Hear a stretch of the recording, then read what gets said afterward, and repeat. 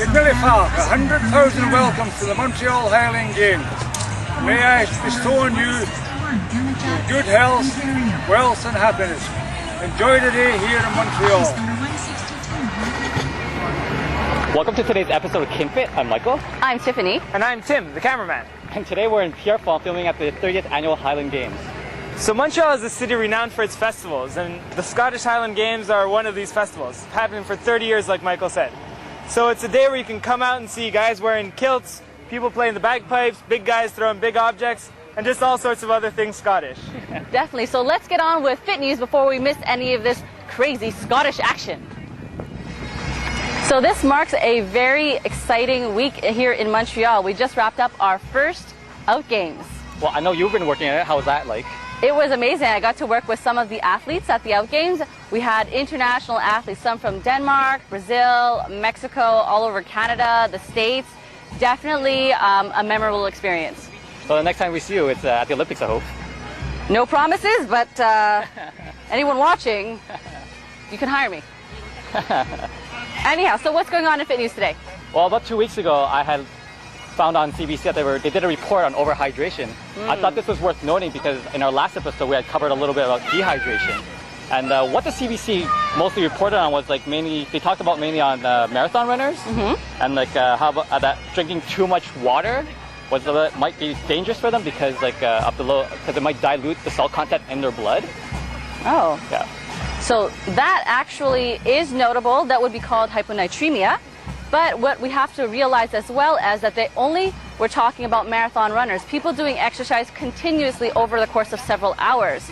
And remember, we did talk about sodium and potassium is very important to regulate the function of the heart.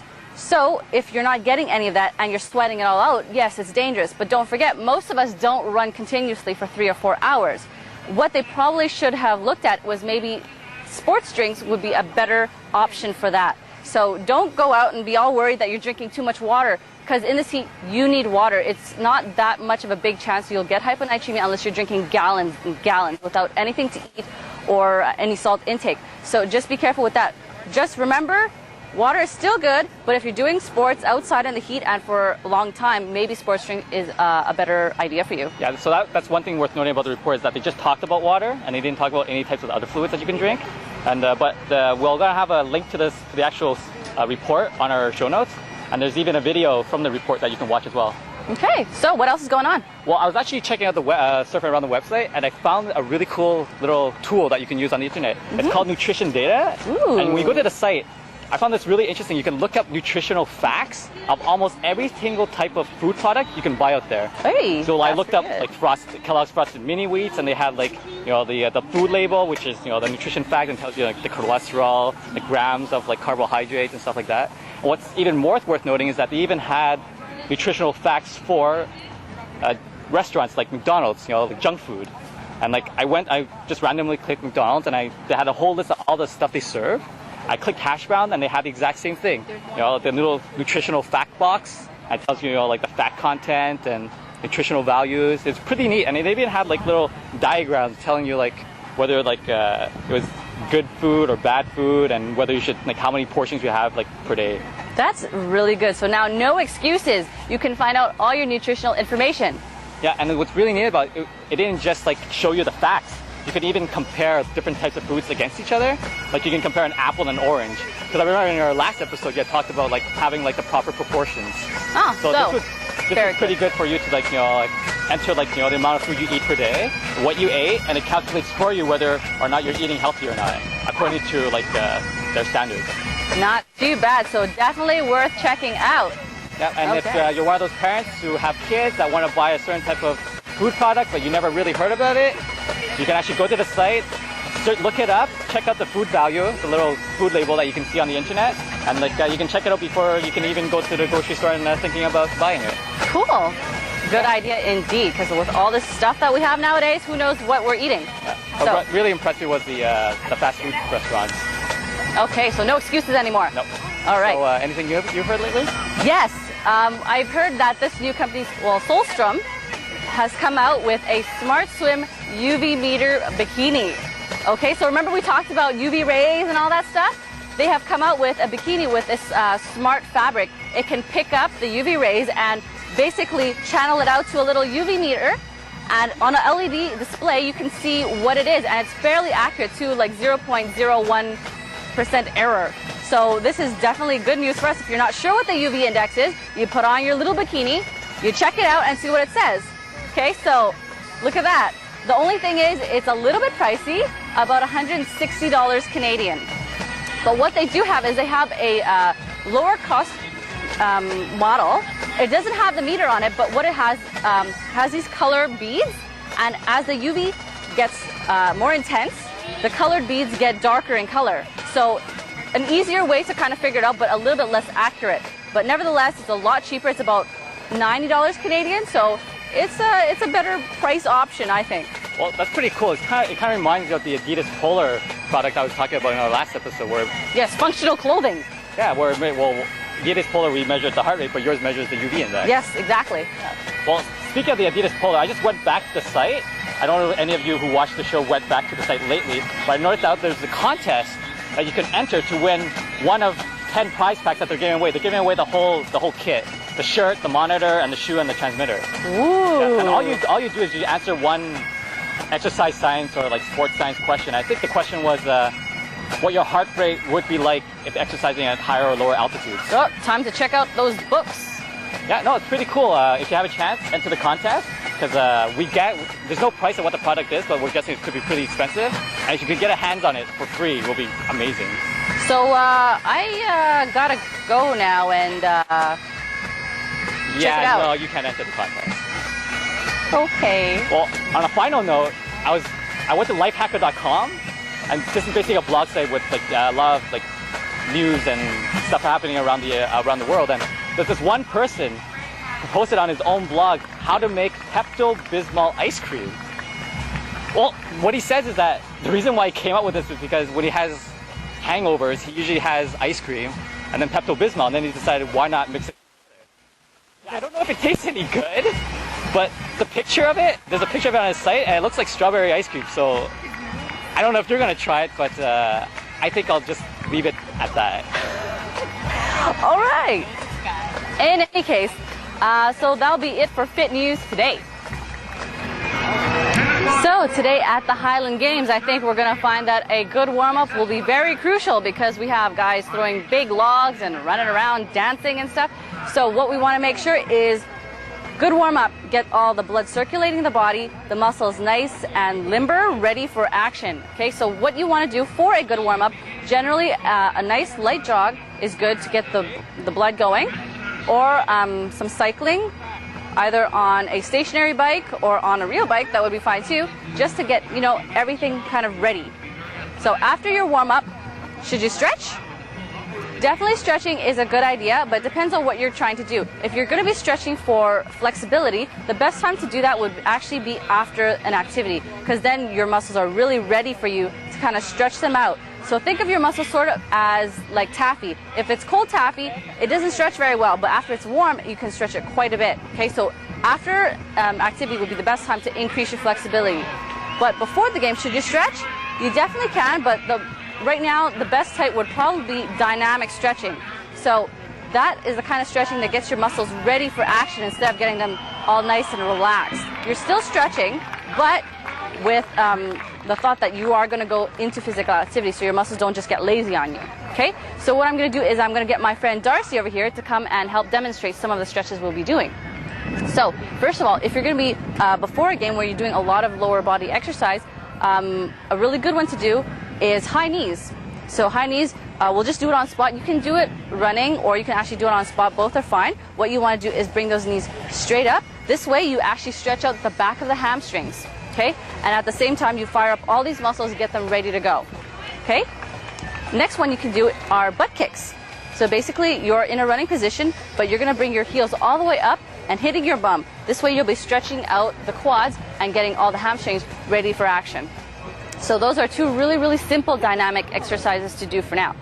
As for the static stretching, that is the one that's really recommended for after physical activity, where you can increase what you're going to do. Say for hamstrings, let's have Darcy sit down. From this view, we don't want you to be doing this. this really looks like she's doing a really good stretch.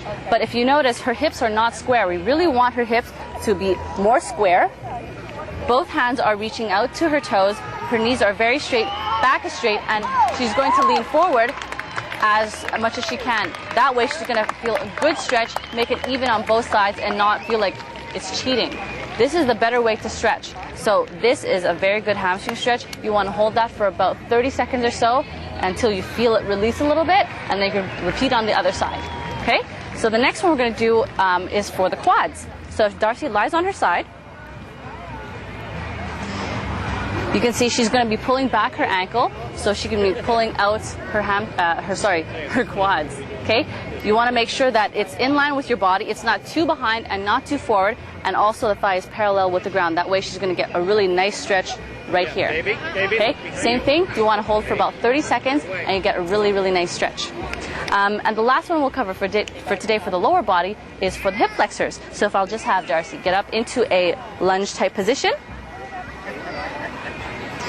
You can see right now her knees are not passing her toes, which is really good. We never want the knees to pass too forward. That way it puts a lot of strain on the knees. So we want, that's it, right before the toes.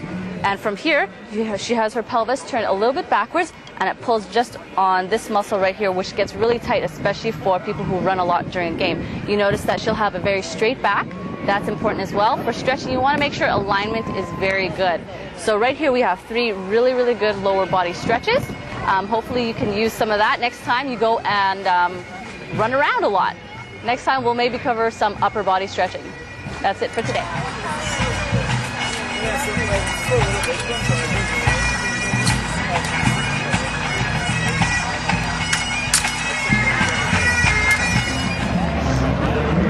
So today on Infudmation, I have very good news for you. We are turning to the dark side. The dark side of chocolate, that is. So recent studies have shown that dark chocolate is absolutely full of these antioxidants. And remember we talked about last episode, antioxidants go around and gobble up all those free radicals running around in our body. So guess what? We have another one to add to the fight. That would be the dark chocolate. Now they're saying the darker the chocolate, the better. You want to find the one with the higher cocoa content. Now don't forget, the chocolate does come from the cocoa tree. It is plant-based. It's all those plant phenols as well in the dark chocolate that are going to help give us some of these health benefits. So not only does it contain antioxidants, it contains other ingredients in there, those phenols that help to lower some of that blood pressure and maybe help fight some of those cancers as well. So a lot of good things coming from here. But now, I don't want you to go out and say, Tiffany said to go out and eat chocolate all the time. No, no, no. I mean for you to go out and have a little bit of chocolate, add that to your diet maybe every day. Such as Hershey's is now also getting to its dark chocolate business. Now, you don't have to eat the whole bar. It's a pretty big bar. It's about 100 grams. All you need really is about 30 grams or so, about a third of this bar. That should be good for you. Now, they also said that when you have it by itself, it's much more beneficial than having it with a drink like milk. So if you're going to have your dark chocolate, don't have your glass of milk with that. That's going to decrease some of those beneficial effects. Okay? Now, as well with this, they also said that European chocolate is also richer in flavonoids. So maybe you'd want to look into a European type brand instead of just this. But I think nowadays they're starting to become better with kind of keeping all the goodness in there, the flavonoids and the phenols and everything. Okay? So don't forget, dark chocolate, the darker the better. Now, I also want you to remember that chocolate is still chocolate. It's still full of calories. It's got a high percentage of fat. So if you're going to put the dark chocolate into your diet, please remember to still balance it out, either by replacing it for another sweet or doing something in between to compensate. You still want to have your fresh vegetables and fruits and your dairies and everything. Just don't have the dairy with this. But in all aspects, make sure your entire diet is still complete and balanced, and a couple of pieces of dark chocolate a day is going to help you, okay? So take that and let's go get some chocolate. So this wraps up with today's episode at Highland Games. So please check back for our show notes if we have anything that we thought that you should know or didn't have time to talk about. And if you have any feedback or questions you want to ask us, just email us at info@kinfit.tv. And now I think I'm going to go throw some logs. I feel like getting a kilt. In any case, don't quit. stay fit.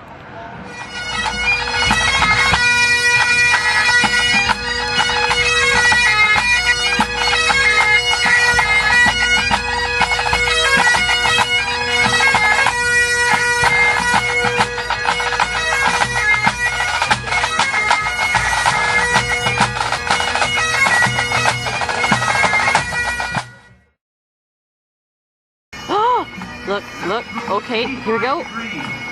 Now let's witness this crazy action. That's huge. That's why he's throwing a log. Okay, watch. Let's watch this.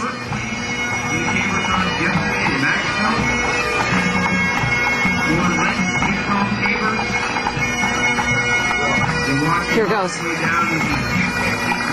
He's gonna do it. He's gonna throw a huge log. Oh my God. Here goes, here goes. Oh my God. He's running toward us. Whoa. Crazy Scots.